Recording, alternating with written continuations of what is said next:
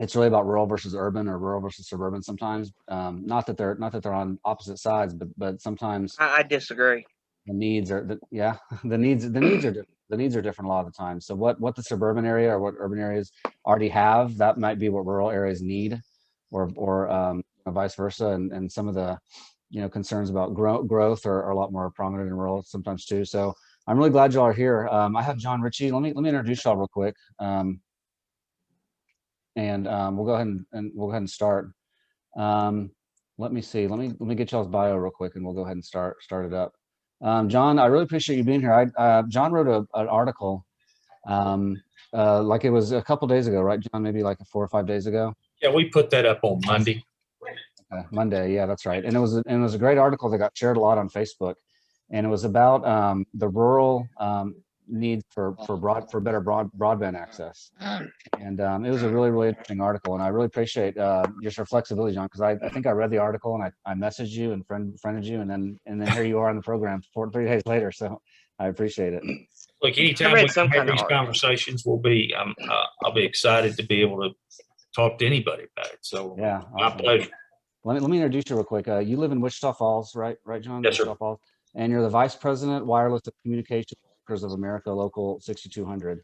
Yes, sir. And that's a union that represents over 700,000 American workers in many of our most important industries, including telecommunications and IT, airline, news, media, broadcast, and cable television, education, healthcare, public service, law enforcement, a lot of stuff.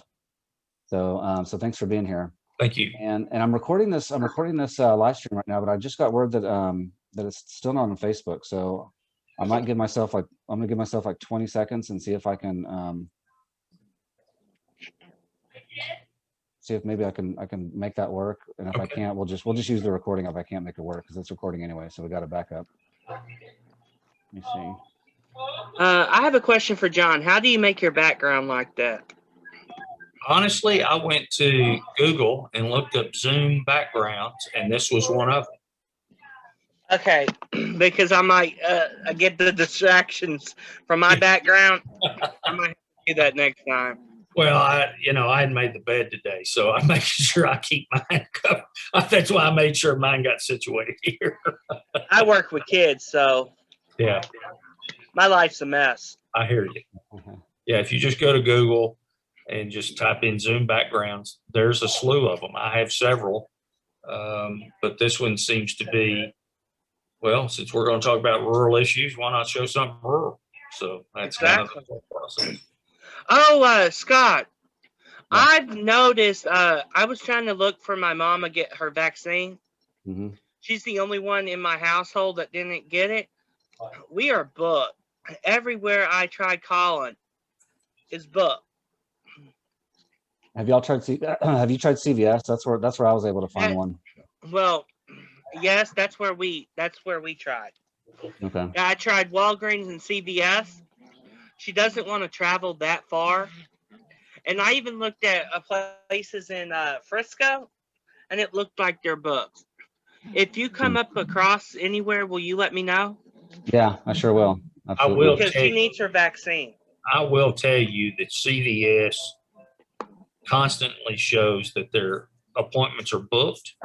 But if you check back, usually first thing in the morning, that's how I found one. Having been on 4 lists this entire time, I finally got situated on March 1st with my first dose, and I literally went in on Saturday morning and saw something on Monday. It just boom right there, because I had looked. Okay, I'll do that. I'll probably get up in the morning and just look it up. I got the Moderna in Oklahoma because I'm Indian. Yeah, and since my dad is on the roll, I can use their doctors. Right. But that shot made me sick, the Moderna. I didn't get puny, but I did get sleepy. I will say that. I don't know why I got sleepy, but I haven't slept that good in weeks until that shot. Uh-huh.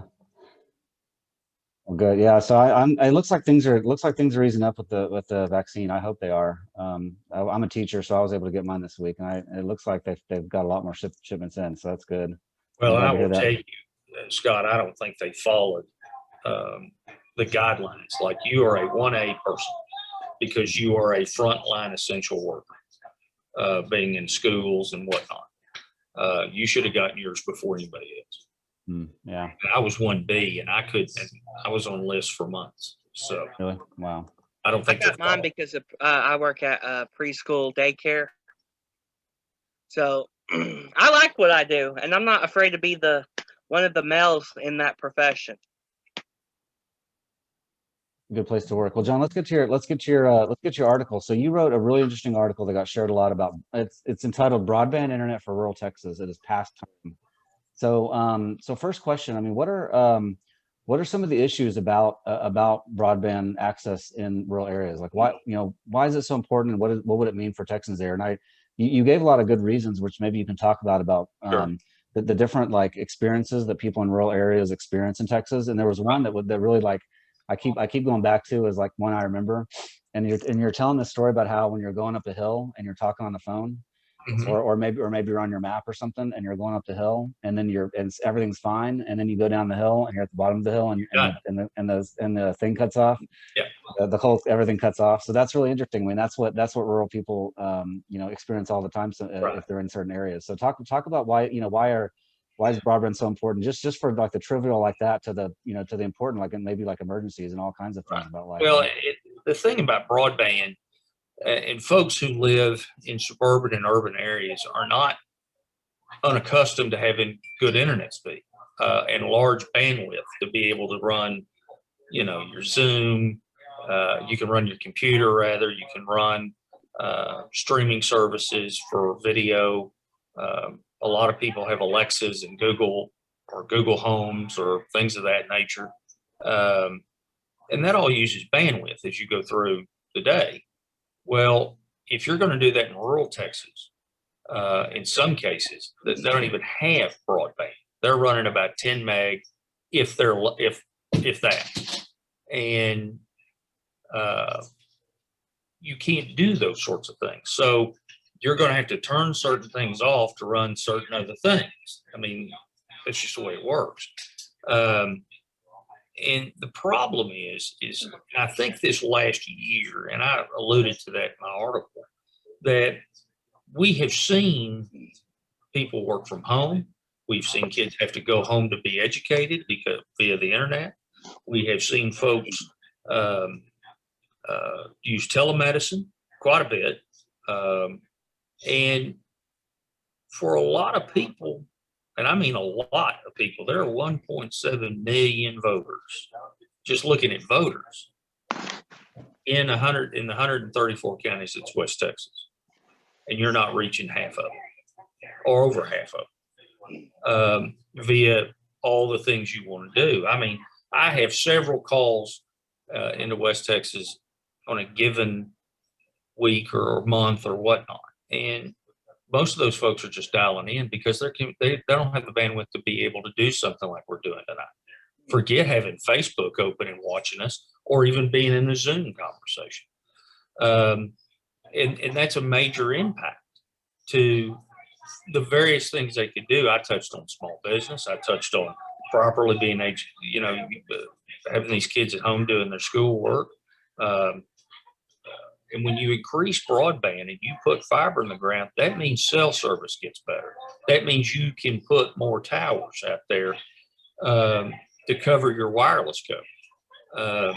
So you don't get to the top of that hill and you're fine, and you get to the bottom and you've got an expensive paperweight in your hand, because that's all it is. So, and our folks have been left out of that. And we've seen the cycle of national chain stores. You take Dollar Store or Dollar General or Family Dollar, you see Walmart, you see all these others, and they've come in and just kind of obliterated any competition. But there are people out there who have small businesses, right? They may make some little tchotchke or something that people like, but only if you ever go to that place will you ever see it, because they don't have the ability to get online and get to the Pinterest and the Etsy and the things like that. That's nothing but a warehouse for a lot of these small businesses to be able to peddle their wares. And we're talking about that impacts people's pocketbook at the end of the day. The healthcare issue alone is a problem. I was fortunate that I didn't live in a more rural area, because 2 years ago I'd have a liver transplant. Well, my doctors were completely befuddled with what was wrong with me. They saw some things, and I had to go to Fort Worth, but then there was interaction between them because the doctors would speak and they would have a call very similar to what we're doing in their own intranet type connection. And it's just so imperative. If you've got somebody that's sick out in some rural hospital in far west Texas, and the doctor needs to talk to a specialist back in Dallas or Fort Worth or Austin or Houston, they're impacted. They have to get on the phone instead of being able to have a chart put up and showing them what they're talking about and so on and so forth. So that's the important impact that getting a good broadband mapping system is about. Gotcha. Hopefully Yeah, I answered your question. yeah, absolutely. I mean, the answer is it affects, all pretty much every aspect of life. I mean, anything Right. you need the internet for now. Well, and Is it- farmers and ranchers could use this tremendously.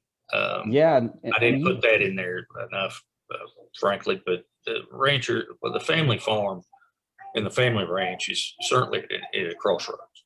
Yeah, yeah, and you've even seen new technology that they could possibly use if they had the bandwidth which Right. is they can time their watering and stuff. Like they can time their watering that they water their crops with Right. smart technology, right? Right, exactly. There was a commercial, and I worked for AT&T, and that's why I remembered it. There was a guy sitting in his pickup truck getting ready to turn on his big aerial sprinklers that they use, to cover several acres at a time. And sometimes they put in chemical to go with it to kind of help growth or pesticide control. And this guy was on a tablet doing this, and I looked at that when they did it, and I said, they did this on the back lot in Los Angeles, because I don't know if a rancher or a farmer in West Texas that could pull that off. Yeah. I don't know of anybody, but I saw the potential there, right? And I think that's huge. Yeah, I do too. Scotty, do you have Scotty went offline. Scotty, do you have any comments about the broadband issue? You live in Nevada. I don't know how it is out there. Broadband goes all the way up to Levon. We're supposed to have some out there, but I haven't actually tried it yet. I have Who's Net. It's horrible. And give me one moment. Yes. Oh, I'm sorry. And so broadband, we see signs out there, but there's still people who complain about the service.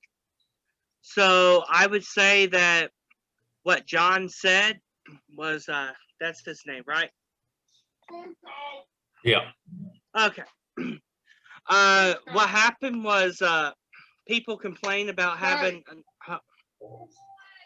I'm sorry, this is, people complained about having bad internet.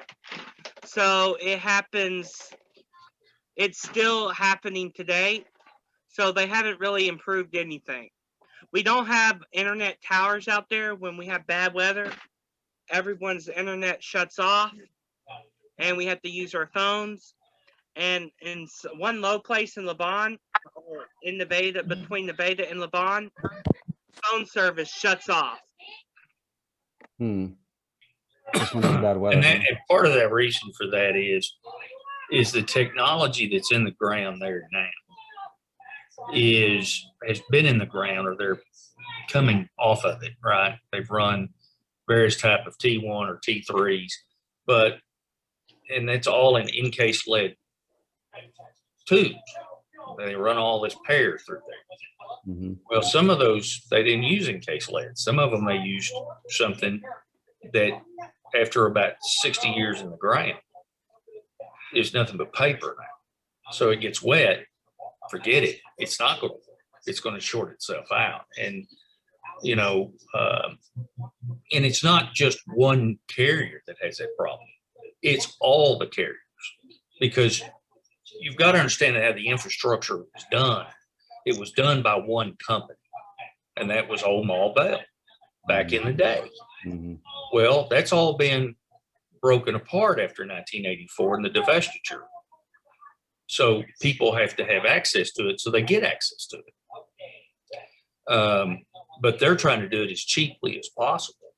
So they're not using the proper stuff. Now, fiber takes all of that out of the equation. Furthermore, with fiber, you can go many, many, many more feet of wire feet before you have to put in and it's just a simple repeater, and then it keeps going. With old DSL or dial-up, you could only be so many wire feet from the central telephone exchange. And wire feet is not like, okay, it's 10 miles from your house to Lavon, for example, let's say. All right. But that's not wire feet. In wire feet, that could be 27 miles because you've got to figure it's going up and down each street as you go. So with fiber, you're alleviating a lot of that. And you're alleviating a lot of difficulties with being able to get the proper and stable bandwidth and spectrum for high-speed internet. Broadband, high-speed, it's all the same thing, but you cannot just use it with LTE. You've got to go into the fiber itself. You need fiber in the ground to make this work. And I listened to the Senate hearing yesterday. For a while, they talked, Senate Bill 5 is the governor's attempt at making this a emergency, right? The only issues that we really had, now CWA my union took a neutral stance on the bill because they still want to go in and negotiate some things. And if you come out against, well, they don't want to talk to you. If you come out for, then, well, I thought you're on my side. No, we did neutral so we can leave some room to negotiate. The governor wants a panel or a committee or commission put in with various folks, and those folks would make a great advisory type thing. But no, they're going to run how they want this laid out. You have university presidents, you have business leaders, you have a lot of people in the mix in that conversation, but they're not going to be at all oversaw by state government. Sounds like ERCOT to me in the last.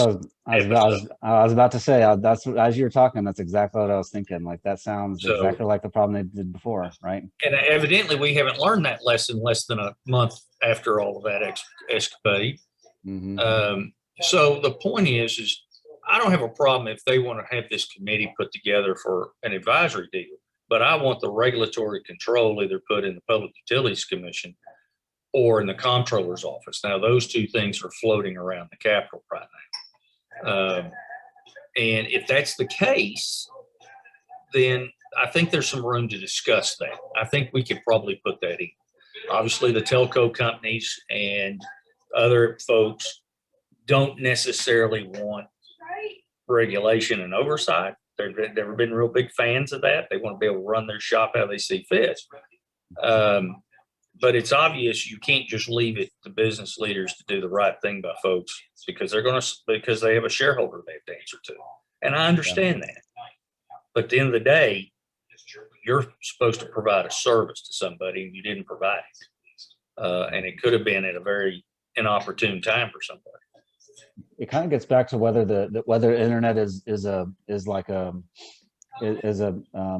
public utility or not. You know, that's even been a discussion around the country sometimes.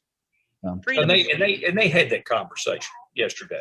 But the problem was, I think they all pretty well said that the way they were referencing things was like they want this as a public utility, but they don't want any oversight of public utility. And again, we go back to what we did back in February, you know, and people are still impacted by that. It's almost like they want all the way to the Panhandle. Yeah, I mean, to call it a public utility means they'll have control over it, but then you've also got to have the responsibility over it too, and the support for it, the resources that it'll take sometimes too. Right.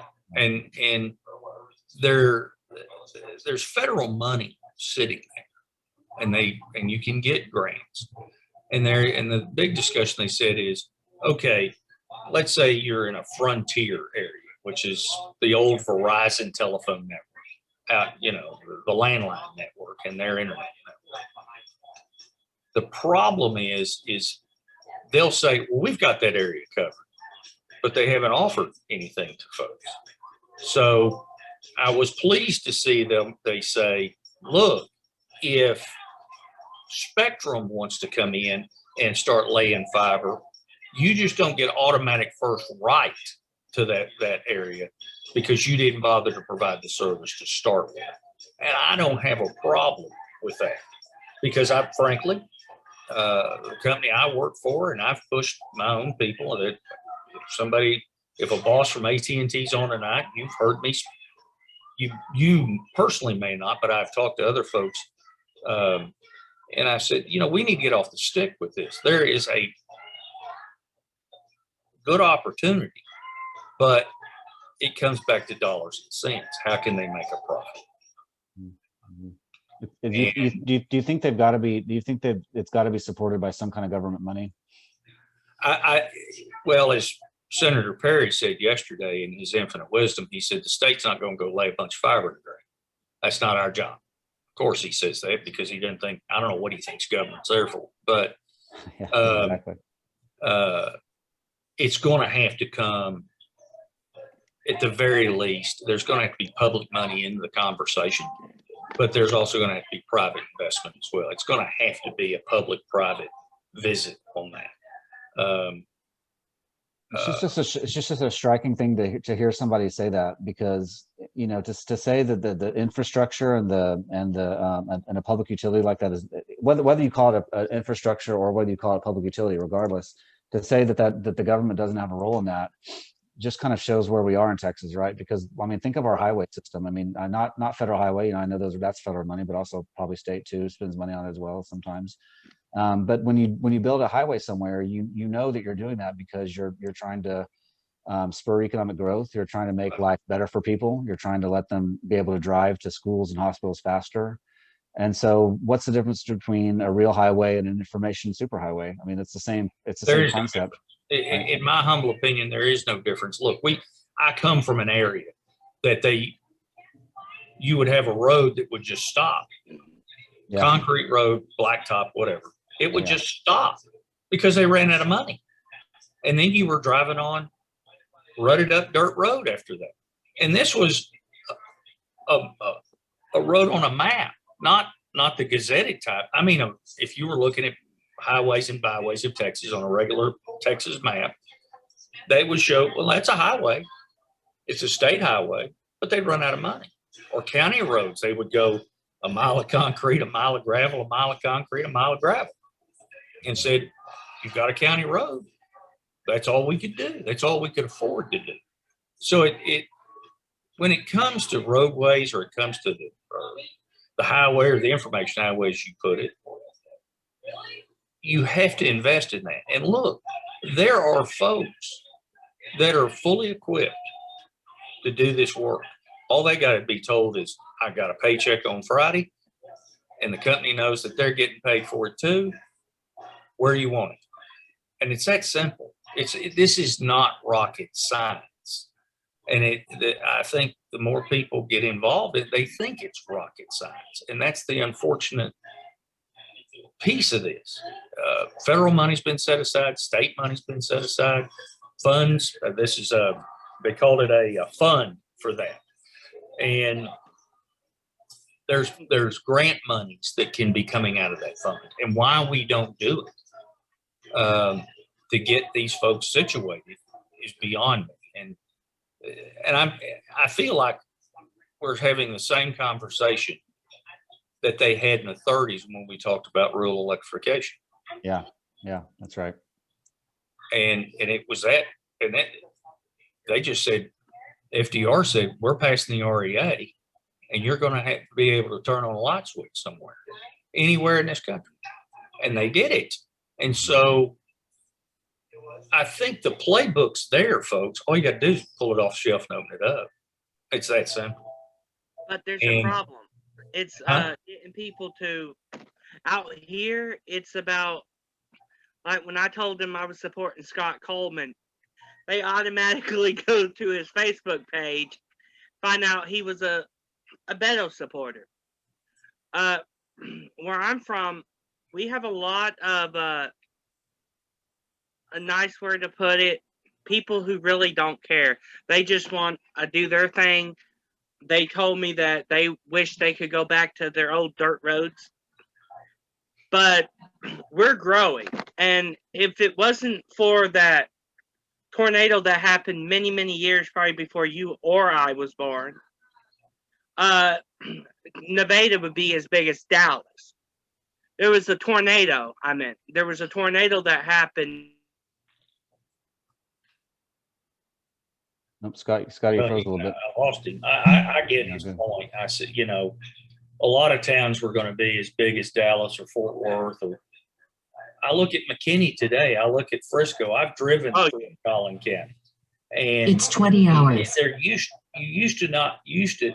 I remember people that lived in McKinney, and if you were coming from Dallas to McKinney, that was a hike. And now it's like you've never left town. Mm-mm. I mean, it's just one thing after another. And I've noticed that my mother lives in Sulphur Springs, and she wanted to see this tonight, so she may be on here. I don't know. But sometimes I go down 380 down to I-30 and then go across. You know, there was a big distinction between Denton and McKinney. Now you've got Prosper, you've got Crossroads, and you've got all these little towns that have popped up in those counties. And it's like, I never left. Am I still in Denton or am I in McKinney? I mean, where am I? You know, kind of when I'm sure the folks in HEB, when Hearst, Eulist, and Bedford all were over there in that part of Dallas, they probably were like, wow, I used to know there was a distinction between us and getting to Dallas. Now it's all one big mega mess, for lack of a better term. Pardon my, I know you got a bunch of folks down there living in that. But that's got to be a new term right now, mega mess. Well, that's what I've always called it, the mega mess. But sometimes, sometimes. But the thing is things are growing. Your county, for example, I saw some projection, and this was a few years back. I think y'all are at 750,000 population. That's about right, yeah. And you're probably going to be double that by the end of this decade, if not quicker, because of the infrastructure monies were put there, and then businesses came. Toyota's coming. There's some other places. I think State Farm is coming that direction. So y'all are growing exponentially. Plus, you've got a lot of people who want to live out where y'all are, right? They came from Dallas, and for various reasons. The thing is, and y'all used to have dark spots in your internet in that county. And then Randall Stevenson, who's the former CEO of AT&T, moved to, or he had a bunch of folks when they moved the corporate headquarters from San Antonio to Dallas. A bunch of big wheels in the company lived in Collin County. And they said, we can't use our own internet out. AT&T, you see. So they laid fiber to them, and they got them UVerse, and they got them high-speed internet, and they got them all that. And a lot of other people were pleased. I mean, that's kind of how these things transpire at times. And, you know, not everybody gets that opportunity. Ed Whitaker, who was the CEO of AT&T, made sure Lubbock was a big hub for a lot of the latest and greatest technology because he came from Lubbock. I mean, Texas Tech has his name on their football field. I mean, it's that sort of thing. I'm a Red Raider myself. Yeah, I know. Yeah. So you know what I'm talking about. And, but you get outside of Lubbock. I mean, you go out by where the strip was, and Scott knows what I'm talking about because Lubbock used to be dry. You used to have to go out the strip to get cold beer. Well, Right. they don't have good internet out there, but they do now because things have grown that direction. But you get outside of Lubbock County and it goes to pot. So there are ways to get this done, and it needs to be done equally. And it needs to be the underserved, whether that's in rural Texas, where my main focus is, or if it's urban or suburban, because I know folks who live in big cities, but they don't provide them the best internet service where they live because it's not profitable enough. Well, no, we're beyond profits now.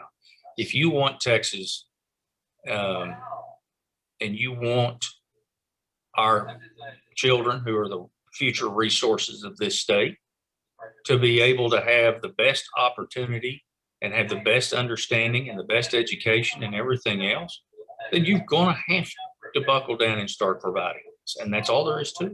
Yeah. It's that simple. That's been a big issue for rural schools and for a long time. Is just that they've had a lack of resources for a while, and the internet is just another one of those. But it's a really big one. And Yes. so going back to Scotty's point, it's a matter of convincing those folks out there who, I mean, it doesn't matter if you're in Dallas or if you're in Nevada. Like, nobody wants high taxes. Nobody likes paying taxes, right? But it's about connecting their taxes to what they're getting. Right. So a lot of times, they might feel like their taxes aren't going anywhere, and they might be right because it goes to some other need somewhere, and they aren't being represented. Well, so and that's got to be connected. It's funny you say that. I have always been a proponent of a national health service of some sort for the underprivileged. Yeah. I'm fortunate I get to negotiate with a company for 4 years worth of health care. Not everybody does, unfortunately. And a lot of people were like, my Lord, you want this commie health care. You want this socialist health care. And I said, wait a minute. You pay taxes every year. You don't like to. Nobody likes paying taxes, but we all pay them because we don't want to end up in the jailhouse. So we pay our taxes. I would rather see something back for my taxes. And they'll say, well, we have the police and the fire. I said, how often do you call the police? How often do you call the fire department? How often are you in the public library? I mean, really, wouldn't you like to see something worthwhile for the tax money you're paying in? Well, I can tell you now, when it comes to the internet piece, I darn sure would like to see my tax dollars going for that, so that everybody has a good opportunity for what we're trying to do. And I don't think that's not a radical idea. It's not socialism, communism, or whatever political theory they think they're an expert on, which most of them aren't. The fact of the matter is this is about doing right by your neighbor. End of the day, if your neighbor was having trouble, you'd want to help them out. Most people do. Well, that's all we're talking about. End of the day, that's all this is about, to make sure everybody has a fair shot at the prize, whatever that prize is. Yeah, well said. Well said. Well, I'm joined by a couple of my friends here in Collin County, Mary and Nassat and Dwight. And Mary and Nassat are running for city races this May. Mary and Nassat, if y'all want to chime in with a question, this is a good opportunity. John knows a lot about this issue. We're talking about broadband access in particular, but we're also getting into a lot of issues with just being able to take care of our rural communities, and they're often vulnerable because they don't have the resources that sometimes cities and suburban areas do. So, do y'all have any questions for John? Oh no, I want to say you're preaching to the choir, because I work in the public sector, and who I serve is rural Texas and North and East Texas. And I've overheard a lot of what everyone said, and I echo that. And I have to point back to, we agree on 80% of the issues, and whatever divides us, we all agree on the basic necessities. There was a lot exposed because of COVID. Kids having to school from home. And, one of the things that I used to share prior to COVID was Spectrum. Spectrum provided a lot of low income parents with internet for $10 or $15 a month. And a lot of people didn't know because the information wasn't necessarily out there. And so these are the communities that I help every day. These are the communities that I'm on the phone with every day, and helping them with their employee benefits. So this just kind of peels back the layer and getting them the help that they need. And it's one of those things when, unfortunately, when and I'm originally from Dallas. And one of the things I joke about when I first started my job, I used to take pictures of all the city halls in the small little cities in Texas. Like, oh my God, look.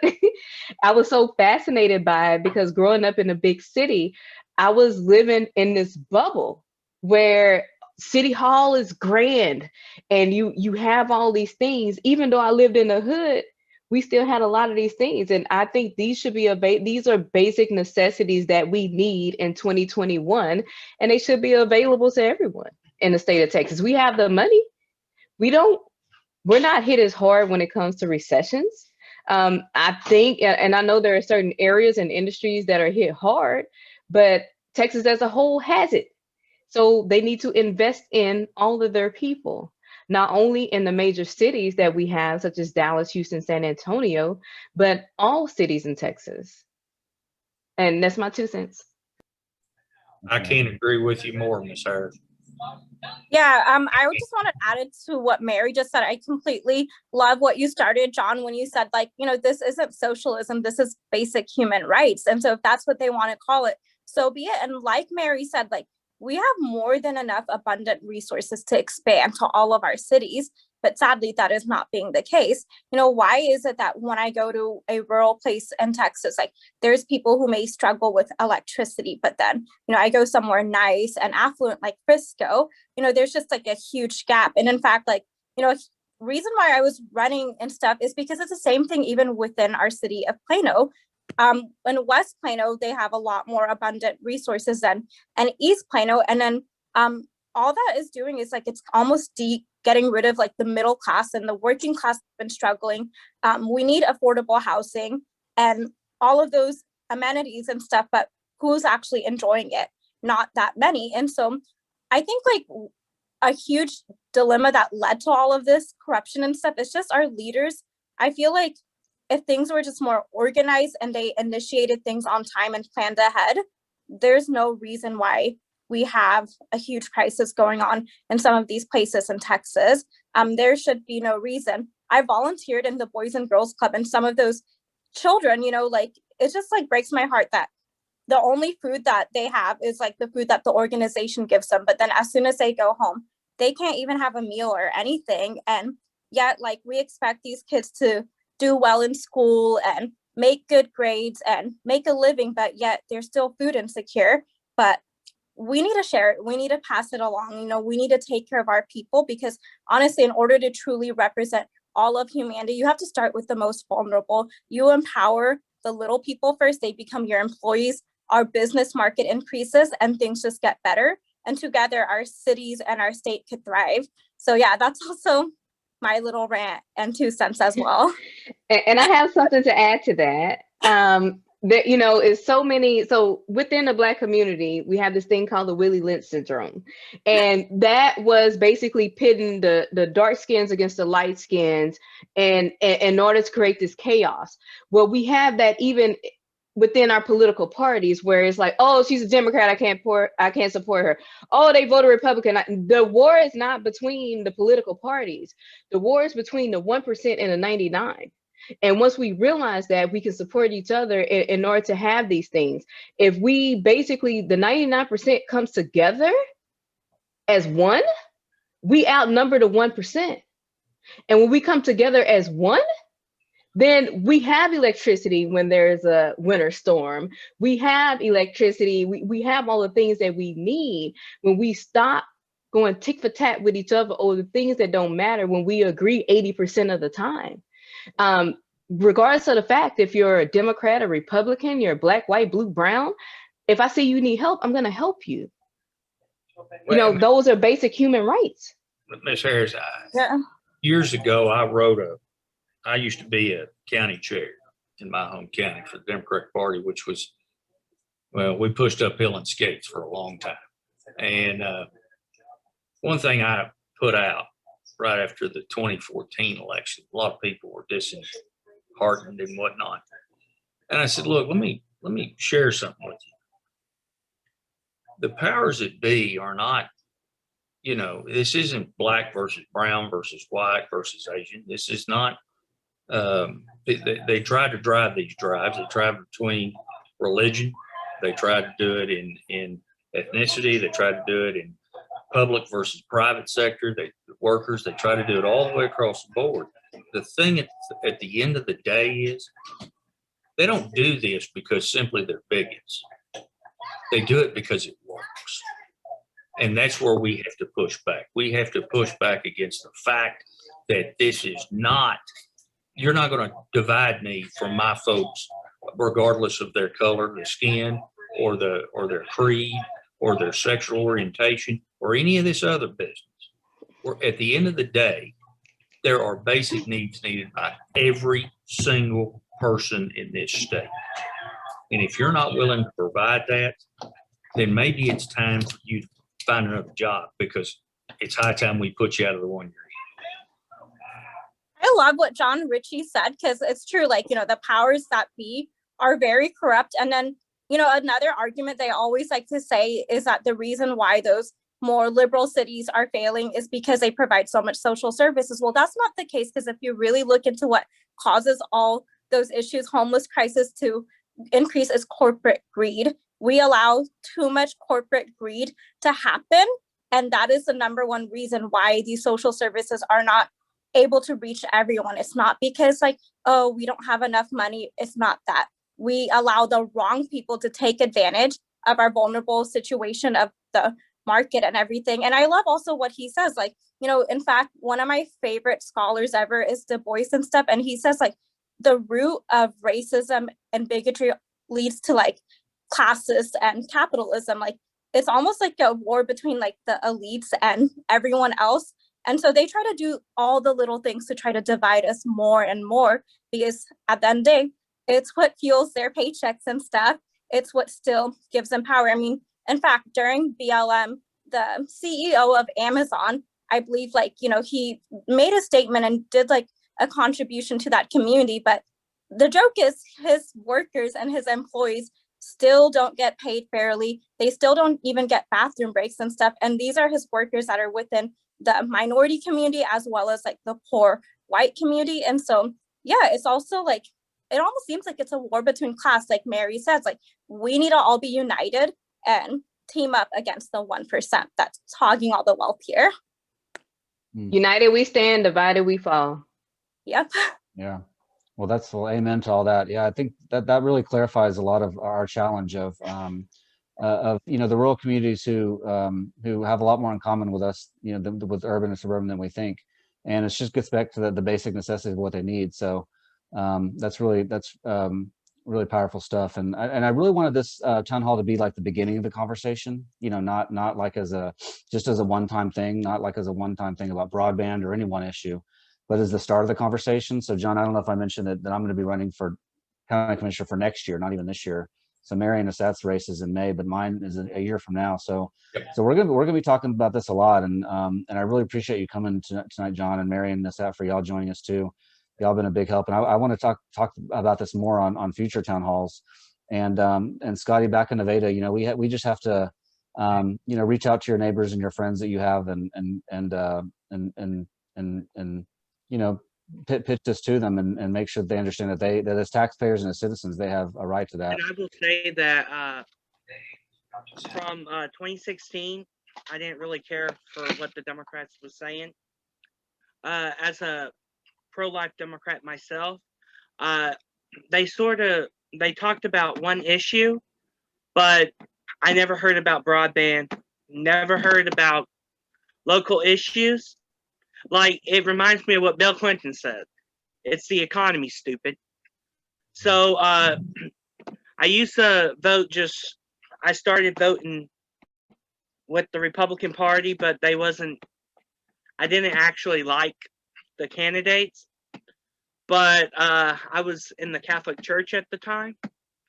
And I was told if you didn't vote that way, you would go to hell. And, you know, Unlike Hitler, I don't want a corn cob every day at 2:30. If you've seen that movie Little Nicky, you know what I'm talking about. But yes, the Democratic Party has a lot.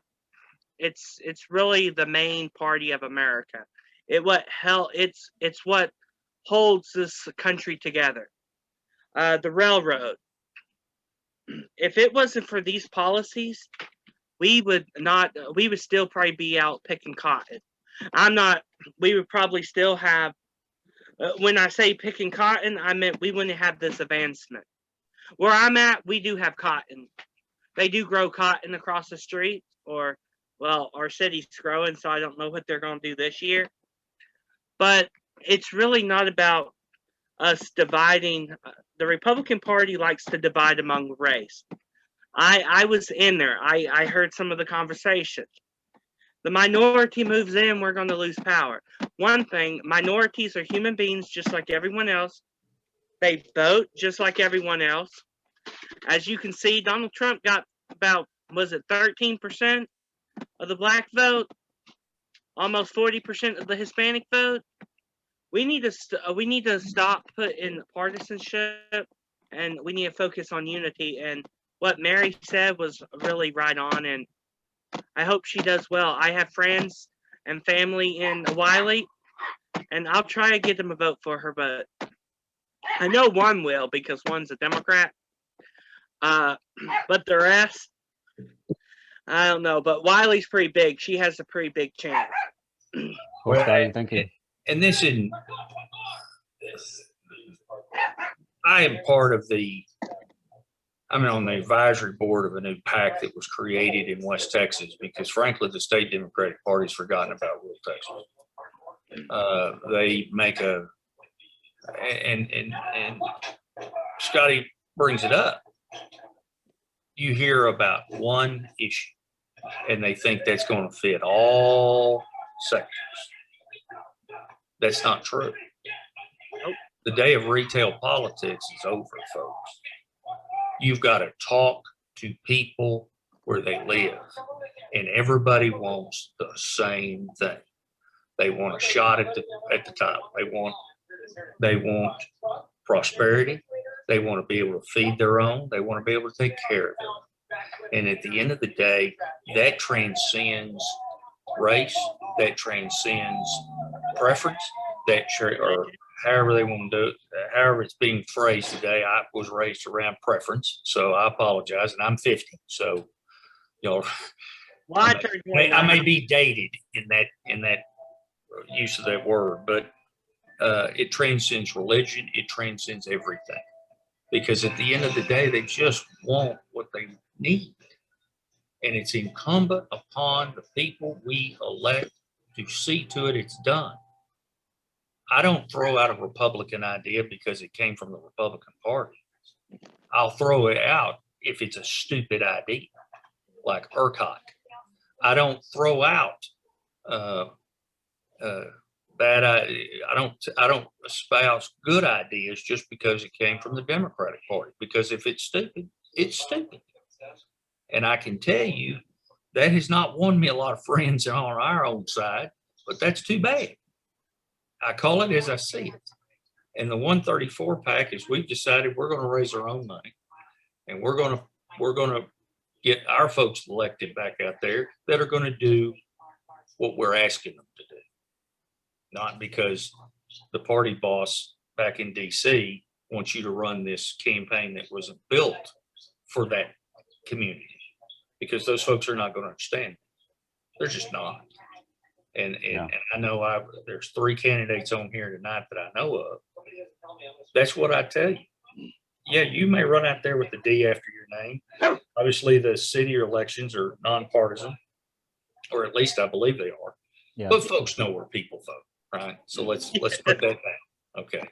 But the fact of it is that you've got to talk to people about the things that they want to know about and hear about, and to see how you're going to change or attempt to change the status quo, where it would be better for everybody as opposed just for the has and leaving out the have-nots. And that's where we are today. And I hope that the party in which I have been a member of since before I was born, I was told that by my mother, I was told that by my grasps that concept and starts talking that way, because that's how the Democratic Party I was raised with talked, just like what Scotty was talking about. When Ralph Yarborough ran, he said it's time to take the jar of jelly off the top shelf and put it on the middle shelf so the little guy can have some. That's what we've got to get back to, because that's what the people want to see, not just the jar of jelly on the middle shelf. It's metaphorical, but they want to see their government do something for them, not against them. Because if they continue down this path of what the Republicans have set up for years with division based on all these things, then frankly, I think they're playing with their hands. And I know I was just supposed to talk about broadband, and I may be outside of my realm in that, Scott. No, that was well said. That was perfectly well said. And just reinforce what I said before, which is there's still a lot to talk about. And we didn't really talk about ERICOT, and there's going to be more updates with that. And I've been talking about women's health and abortion with Scotty for a long time. And we're waiting for the Republicans to give women's health care. I mean, let's drop the abortion rate once and for all, right? So there's a lot to talk about in the future with these issues where there's really not a whole lot of divide that we think. So I want to. We're almost out of time, but I wanted to send a birthday wish. I don't know if y'all knew, but this is actually Scotty's birthday. Scotty, this is your birthday today, right? What could have possibly possessed you to want to spend your birthday with a bunch of politicos on Zoom? What could have possibly possessed you to want to do that? Well, it was we had it scheduled, and why not? What? It's nighttime. What am I gonna do? Go outside, ride my 4-wheeler? I know you don't. Those are dangerous. I don't ride those. Those are dangerous. You're like one of those safety people. You want to go? Colin, they make helmets for those, just for so you're clear on that. Yeah. Well, Scott, happy birthday! Yeah. Birthday. We have to sing him happy birthday on here. Well, I can't sing, but I'll let you lead. Go ahead and Okay. You're a singer. You guys want to join me? Yeah, with your lights in the background, with the flashing lights. Yes, I'm celebrating over here. Okay, 1, 2, 3. Happy birthday to you. Happy birthday to you. Oh, she's better. Happy birthday, dear dear Scott. Happy birthday to you. Yay. Coleman, just leave it alone. Just stay out Yeah, of I it. know. You I had know. it. I thought we were all singing together, and then I realized her voice is a lot better than mine. A lot better. Oh, I didn't. We were the Baritone. background for her, so that's all right. And many more, Scotty, many more. Yeah, Scotty. So I don't know if there may be people who aren't from Texas who are watching this, and I want to send a special message to them. If you're in Texas, and the thing about you have to know about rural Texas is that you can go into any rural Texas area and get chicken fried steak. Okay. Now some people outside of Texas may not know what chicken fried steak is. You can Google it. I'm not going to describe it. You just need to look at it and see it. And you can get chicken fried steak anywhere in rural Texas, and it goes from good to excellent, right? It's always good, and sometimes it's excellent. And if it wasn't good, then somebody else would start making it, and they would be the good restaurant, right? So you can always find it. And so Scotty, I think I need to take you to Watkins, and we need to go to get a chicken fried steak over there. Oh, Coleman, don't forget the barbecue and Tex-Mex. I mean, you Yeah, we know, can go there too. You know, being This a is vegan, Texas. I owe you Yeah, a meal, Scotty. yeah, they actually have some really good vegan barbecue, like in downtown Dallas and stuff, and it tastes just like the real thing. I know you guys love your steak and fried chicken, but you guys have to come with me to Dallas sometime. Well, my wife is a vegan, and she might be partial to that because she likes barbecue sauce and she likes veganism. So Wow. I haven't gone all that way yet, but I've had like the Impossible Whopper and the no meat hamburger. But Nice. You need to start a blog, Nassat, how to be a vegan and a Texan. I mean, I Vegan actually have barbecue. I actually have an Instagram page. It's called Flowers, Fruits, and Roots, and I post my recipes and everything. But if you go to El Polote, they have like vegan Mexican food, and it's so good. And like they have all those vegan Tex-Mex restaurants. Like, I don't know, we have to go sometime. Yeah, Okay. especially with John's wife. we'd be good friends. Look, if I'm down that direction and she's with me, we're going to find you, and that way you can show her all of this, and I can eat what I want to eat, and she'll eat what she wants to eat, I suppose.